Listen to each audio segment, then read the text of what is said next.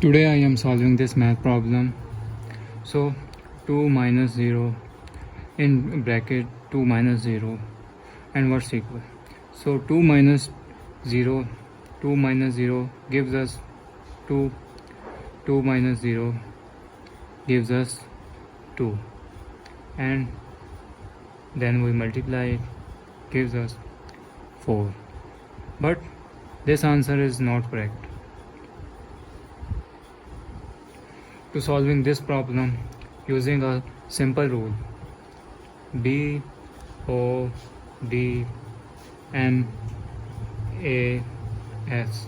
B stand for bracket, O stand for order, D stand for division, M stand for multiplication, A stand for addition, S stand for subtraction. So our first priority is solve bracket. So first solve bracket.